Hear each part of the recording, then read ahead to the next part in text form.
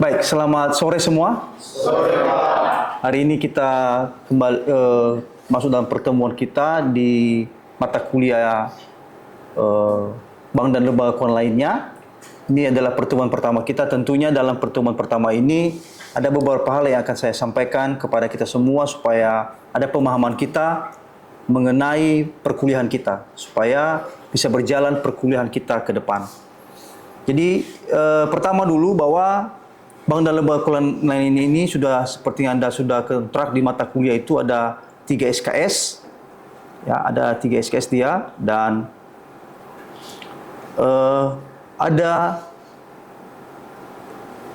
yang disebut dengan capaian pembelajaran selama semester ini. Di mana pertama itu kehadiran itu harus 80%. Ya.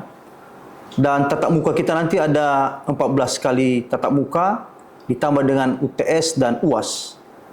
Dalam kehadiran ini sangat penting sekali karena itu menentukan nanti apakah Anda bisa ikut ujian atau tidak. Karena di dalam peraturan kampus kita di UNIAS ini, apabila mahasiswa itu tidak hadir lebih dari 4, maka secara otomatis di dalam SIMAT akan di blacklist, ya. Itu bukan dosa nanti tapi langsung sistem. Saya mau presentasikan lagi beritahu kita mengenai rencana pembelajaran atau RPS kita. Ini ada RPS-nya. Di mana CPL pertama itu capaian itu pembelajaran itu adalah mampu menerapkan konsep teoritis dan praktis manajemen, khususnya manajemen keuangan dalam menganalisis dan menyelesaikan permasalahan organisasi secara profesional. Mampu menganalisis fenomena bisnis, keuangan dan lembaga jasa keuangan menggunakan pendekatan ilmiah, kuantitatif maupun kualitatif. Nanti kita akan membahas nanti studi kasus mengenai perbankan, baik secara kualitatif maupun secara kuantitatif. Nanti kita akan lihat ke depannya. Apa itu penggunaan dari perbankan ini? Kan transaksi mereka selalu manual kan? Sedangkan sekarang sudah ada QRIS, ya kan? Orang sekarang bisa datang berbelanja, bisa pergi ke suatu tempat tanpa membawa uang tunai. Cukup dengan membawa sebuah HP, dia bisa scan QR-nya, QRIS-nya, lalu bisa melakukan transaksi pembayaran. Kan ini menjadi bagaimana, kan gitu kan? Bagaimana bank dapat menyeimbangkan efisiensi digital dengan inklusi keuangan bagi nasabah yang belum melek digital? Kira-kira menurut Anda bagaimana, Bang? Apa yang harus dilakukan, Bang? Coba dulu. Kira-kira apa bisa dikerjakan, Bang? Apa metode-metode? Ini kan banyak yang bisa dikerjakan, Bang. Kita lihat di daerah-daerah kita, ya. Kalau Anda bisa lihat di kampung-kampung, sekarang ada bank-bank mini itu, ya kan? Seperti BRI Link, ya kan? BNI Link, kan? Artinya masyarakat bisa melakukan transaksi keuangan di sana tanpa harus datang ke bank. Ini salah satunya. Ya, ada satu daerah kita sana udah pernah kemarin itu pergi ke daerah Gomo dan juga di daerah Lelematua, di puncak Lelematua itu, di daerah Lelematua, kecamatan Lelematua itu jauh itu dari desa, dari kota kita sekarang itu sekitar 80 km. Di sana nggak ada bank, karena bank itu hanya ada di kota. Di kecamatan nggak ada bank, tetapi ketika ada bank-bank mini, yaitu BRI Link itu, BNI Link menjadi perpanjangan tangan daripada bank untuk bisa membantu masyarakat, sehingga masyarakat bisa mengerti apa itu perbankan dan bisa melakukan transaksi di sana. Saya dipahami itu ya? Seterusnya, yang kedua, peran apa yang dapat dimainkan OJK dan BI dalam mendorong literasi keuangan digital di daerah? Kira-kira, coba, saya sudah buka wawasan yang pertama tadi, yang kedua kira-kira apa? Ya, silakan. Oh. Nah. Oke. Ya, silakan. Saya kira bertanya, rupanya mau keluar sebentar. Oke, kira-kira ada pertanyaan? Ada yang bisa pertanyaan. Ada yang bisa disampaikan jawabannya? Ini gampang sekali sebenarnya jawabannya. Apa yang dapat dimainkan OJK dan BI? Tadi kan bank, sekarang OJK-nya bagaimana?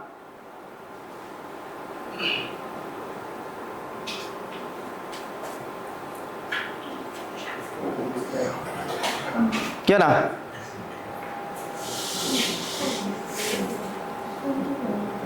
Ini kan masalah apa ini? Pemahaman umum ini. Kira-kira apa? Kan gitu. Kita masih belum masuk lebih mendalam lagi mengenai materi kita, tapi supaya kita tahu apa kira-kira, kan gitu ya. Coba silakan, satu orang. Ya, silakan.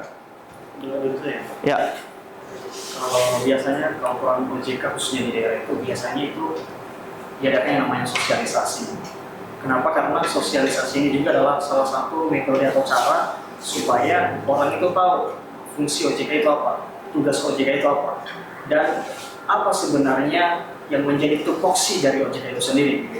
Jadi secara tidak langsung ketika ada peran yang namanya sosialisasi, maka masyarakat awam yang belum tahu akan lebih mudah memahami seperti itu.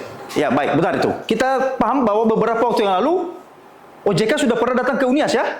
Mereka berkunjung dan melakukan sosialisasi kepada mahasiswa, menjelaskan apa itu OJK, fungsinya OJK berjalan, OJK bagaimana, itu ya. Jadi itu salah satu upaya-upaya daripada perbankan untuk bisa dekat kepada masyarakat, menjelaskan. Ya, upaya-upaya BI, upaya-upaya mereka menjelaskan, mensosialisasikan ini loh OJK, ini loh BI, sehingga orang bisa tahu rupanya ini OJK, ini fungsinya, ini fungsi BI. Sehingga orang-orang yang awam pun bisa mengerti ya. Itu baik. Selanjutnya,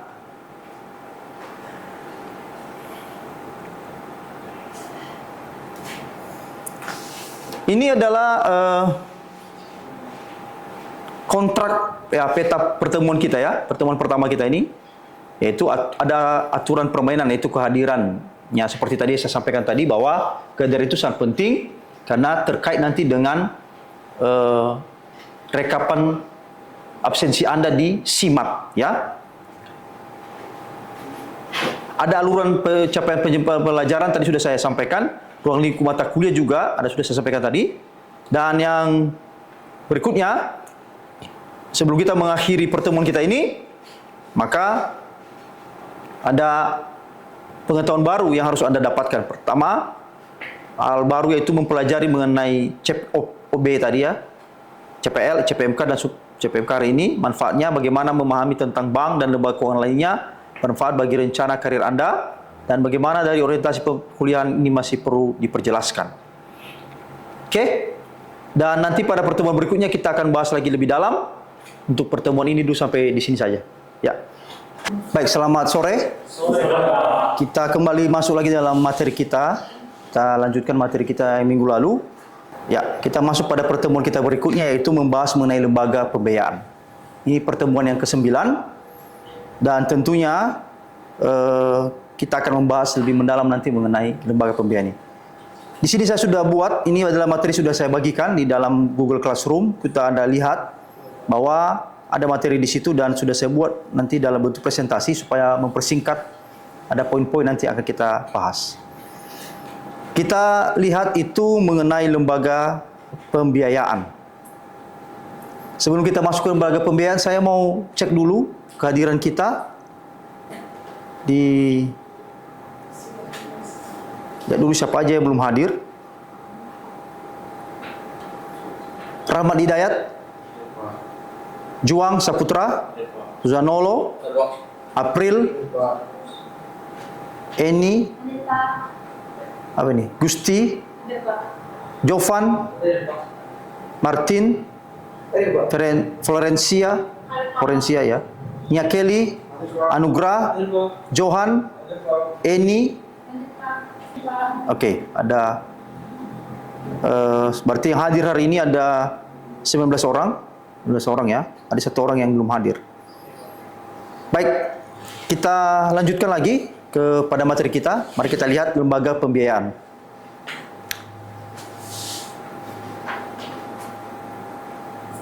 Sebelum kita masuk kepada lembaga pembiayaan dulu, kita lihat dulu apa CPMK-nya daripada rencana pembelajaran kita, RPS-nya. Pertama, mengevaluasi karakteristik produk layanan, mekanisme operasional, regulasi dan kontribusi berbagai lembaga keuangan, bank maupun lembaga non-bank terhadap pembangunan ekonomi.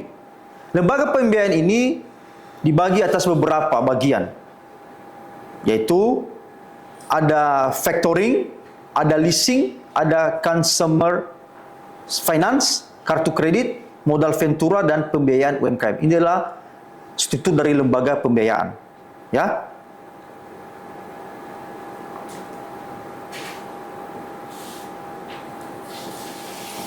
Lembaga pembiayaan ini juga adalah suatu pilar, ya, pilar daripada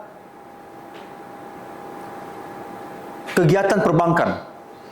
Artinya dengan berjalannya kegiatan dari lembaga keuangan ini, maka lembaga perbankan juga bisa berjalan. Karena bagian daripada lembaga perbankan ini adalah lembaga pembiayaan. Ya. Berikutnya, kenapa lembaga pembiayaan ini penting? Ini juga harus kita pelajari. Lembaga pembiayaan menjadi pelengkap sektor perbankan dalam memperluas akses pembiayaan atau financial access, mendukung investasi, konsumsi rumah tangga dan pembiayaan UMKM di seluruh Indonesia. Jadi kegunaan daripada lembaga pembiayaan ini sangat penting. Jadi kenapa harus ada lembaga pembiayaan? Kenapa harus ada leasing? Kenapa harus ada kredit motor, kredit mobil, kan gitu ya? Kenapa harus ada kredit barang-barang seperti Adira, kan gitu? Ya. Kenapa harus ada seperti itu? Ini gunanya, yaitu menjadi pelengkap sektor perbankan dalam memperluas akses pembiayaan. Itu dia. Lalu sumber daya dari UMKM dan sektor real, yaitu lembaga keuangan juga menjadi sumber daya bagi UMKM dan sektor real, di mana lembaga pembiayaan memberikan akses pendanaan bagi UMKM yang sering terkendala anggunan dan kelayakan kredit perbankan, mendorong inklusi keuangan, menciptakan lapangan kerja dan pemerataan ekonomi. Di mana kita ketahui bahwa tidak semua UMKM itu memiliki dana, ya kan? Tentu untuk mengembangkan usahanya dia butuh modal. Maka solusi yang paling baik adalah dia mengajukan kredit. Mungkin kalau di bank tidak akan diberikan kepadanya kalau kecil, kecuali dia kur ya. Kalau kur itu pun harus diseleksi, banyak persentasenya. Tapi dengan umpamanya dia memiliki anggunan, dia bisa ajukan ke ITC kan. Contohnya dia punya BPKB motor kan, dia bisa datang ke Pegadaian, saya mau minjam untuk usaha. Apa jaminannya? Ini BPKB, kan gitu. Dan prosesnya cepat, kan? Nah, seterusnya ini juga mendorong inklusi keuangan. Ya, dengan adanya lembaga pembiayaan ini mendorong inklusi keuangan. Apa itu inklusi dulu? Yang sudah kita pelajari sebelumnya. Apa itu inklusi? Apa inklusi? Kalau di manajemen keuangan kan ada literasi, inklusi, apa lagi? Ya kan? Kira-kira apa itu inklusi ini? Artinya inklusi itu ada ketersediaan. Ya, ketersediaan kepada masyarakat. Nah, ini tadi. Jadi dengan adanya lembaga pembiayaan ini menjadi hal yang baik bagi masyarakat sehingga tersedia layanan perbankan ini untuk masyarakat. Itu ya. Tersedia. Seterusnya, penciptaan lapangan kerja. Jadi dengan adanya lembaga-lembaga keuangan ini yang dibuka, maka banyak lapangan-lapangan kerja baru. Lalu adanya pemerataan ekonomi. Itu ya. Sekarang kita akan bandingkan 5 bentuk lembaga pembiayaan. Supaya kita bisa paham semua ini sebelum kita melihat lagi beberapa bagian nanti dari materi kita ini. Kita lihat dulu. Kita bandingkan yang sudah kita pelajari sebelumnya tadi. Yang sudah kita bicarakan bahwa ada beberapa lembaga pembiayaan. Kita lihat leasing. Dari objeknya, kalau leasing itu barangnya modal. Sedangkan factoring piutang usaha. Objek daripada consumer finance, seperti kita jelaskan tadi, adalah barang konsumsi. Objek dari kartu kredit adalah transaksi non-tunai. Objek dari modal ventura adalah penyertaan modal. Jangka waktunya, kalau leasing menengah sampai panjang. Sedangkan factoring jangka pendek. Sedangkan consumer finance ini menengah. Sedangkan kartu kredit itu jangka pendek. Dan modal ventura ini menengah panjang. Lalu resikonya, kita lihat resiko ya. Supaya bisa semua bisa kita buat satu kesimpulan dalam pemikiran kita. Sedangkan resikonya, dari aspek resiko, leasing ini sedang. Lalu factoring ini kredit debitor. Lalu consumer finance ini kredit konsumen. Kartu kredit dan fraud. Sedangkan modal ventura ini tinggi, resikonya tinggi, high risk return.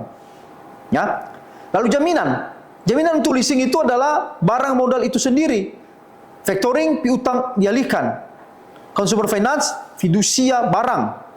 Dan kartu kredit adalah kredit limit. Modal ventura adalah tanpa penggunaan konvensional. Lalu apa hubungannya? Hubungan leasing itu adalah lessor dengan leasing. Lessor seperti kita pelajari tadi adalah perusahaan, leasing adalah ya konsumennya. Factoring yaitu faktor dan klien debitor. Consumer finance kreditur konsumen. Lalu kredit kartu kredit adalah issuer cash holder. Lalu modal ventura adalah mitra strategis ekuitas. Oke? Baik. Sebelum dulu kita lanjutkan kepada pembahasan kita berikutnya kepada studi kasus, kira-kira ada pertanyaan Anda? Silakan kalau ada yang bertanya. Jadi, izin bertanya, Pak. Ya, silakan.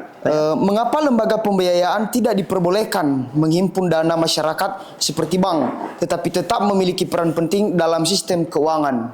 Seperti yang telah kita bahas tadi yang pertama tadi, tentang persamaannya. Mulai dari memberikan layanan kepada masyarakat, itu merupakan persamaannya dengan lembaga keuangan lainnya, dengan lembaga non-bank ini. Jadi, mengapa lembaga pembiayaan ini tidak diperbolehkan menghimpun dana seperti lembaga bank lainnya? Begitu, Pak, demikian. Ya. Lembaga keuangan ini berbeda dengan bank. Kalau bank kan dia langsung menghimpun dana, masyarakat datang menyimpan di situ. Sedangkan lembaga pembiayaan tidak. Kira-kira mengapa? Dari yang sudah kita pahami, yang sudah kita jelaskan dalam pertemuan kita ini. Silakan, ada di antara Anda bisa berikan jawaban. Bapak izin menjawab. Jadi terkait mengapa lembaga pembiayaan tidak diperbolehkan menghimpun dana masyarakat seperti bank, tetapi memiliki peran penting dalam sistem keuangan, benar kan? Oke, jadi sebenarnya perbedaan utamanya itu terletak pada fungsi intermediasi. Bank ini menghimpun dana masyarakat dalam bentuk giro, kemudian ada tabungan dan deposito, kemudian menyalurkannya kembali sebagai kredit kepada masyarakat. Sebaliknya, lembaga pembiayaan tidak menghimpun dana masyarakat secara langsung, melainkan memperoleh sumber dana entah itu dari modal sendiri atau dari pinjaman ataupun penerbit obligasi dan sumber lain yang diizinkan oleh regulator. Walaupun demikian, lembaga pembiayaan tetap berperan penting karena menyediakan alternatif pembiayaan yang lebih fleksibel bagi masyarakat dan dunia usaha, terutama bagi pihak yang belum memenuhi persyaratan kredit perbankan. Itu saja, demikian. Ya, seperti apa tadi? Katakan situ. Dalam penjelasannya si dia tadi? Ya. Iya. Iya. Kalau bank itu dia melakukan tabungan, giro dan deposito. Sedangkan lembaga pembiayaan apa? Dengan cara apa? Ya, dia menggunakan modal sendiri. Di sini kita lihat. Modal sendiri. Objeknya adalah barang modal, piutang usaha, barang konsumsi, transaksi non tunai, penyertaan modal. Jadi jelas di sini. Ya. Baik, ada lagi pertanyaan yang lain? Iya, saya izin bertanya, Pak, mengenai leasing yang barusan Bapak jelaskan tadi. Di sini pertanyaan saya, apa perbedaan mendasar antara leasing dan pembiayaan konsumen? Pertanyaan yang bagus. Ditanya apa perbedaan leasing dengan lembaga pembiayaan? Apa? Konsumen. Kira-kira apa yang sudah kita jelaskan? Silakan. Yang sudah Anda tangkap, silakan berikan tanggapannya. Para yang sudah mengerti, kira-kira apa tanggapannya? Tadi pertanyaannya, Kak, apa perbedaan mendasar antara leasing dan pembiayaan konsumen ya, Kak? Ya. Baik, saya jawab. Leasing umumnya digunakan untuk pembiayaan barang modal atau aset produktif seperti mesin produksi, alat berat, atau kendaraan operasional perusahaan. Dalam leasing terdapat kemungkinan hak opsi untuk memiliki aset pada akhir masa sewa atau biasa disebut finance lease. Jadi sementara itu pembiayaan konsumen ditujukan kepada individu untuk membeli barang konsumsi seperti sepeda motor, mobil, atau peralatan elektronik dengan sistem angsuran. Jadi perbedaannya terletak pada tujuan penggunaan barang, karakteristik, aset, dan mekanisme pembiayaan. Oke, sekian. Itu ya. Baik, masih ada lagi pertanyaan? Kalau tidak ada pertanyaan, mungkin kita buat satu diskusi kecil. Sudah saya buat di sini apa namanya itu ya? ada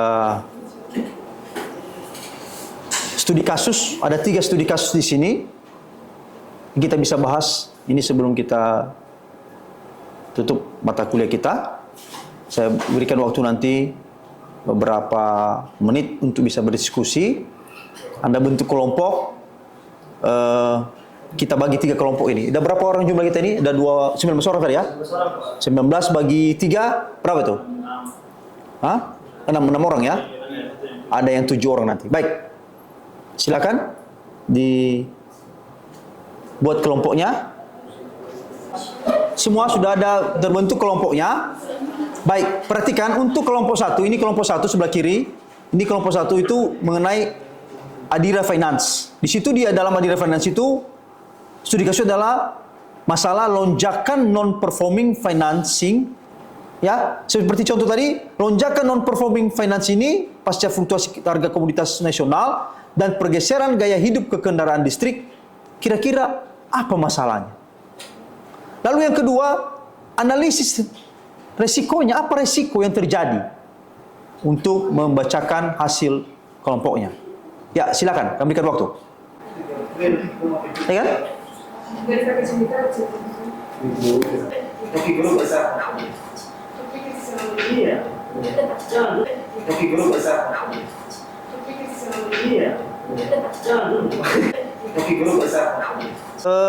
Karena semua sudah siap, semua masing-masing kelompok sudah kita berikan waktu untuk masing-masing kelompok untuk mempresentasikan. Kita berikan waktu 3 sampai 5 menit per kelompok.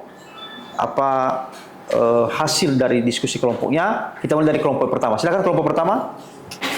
Baik, izin menjawab dari kelompok 1 tentang studi kasus yang terjadi di Adira Financial lonjakan non-performing finansial pasca fluktuatif harga komoditas nasional dan pergeseran gaya hidup ke kendaraan modal listrik.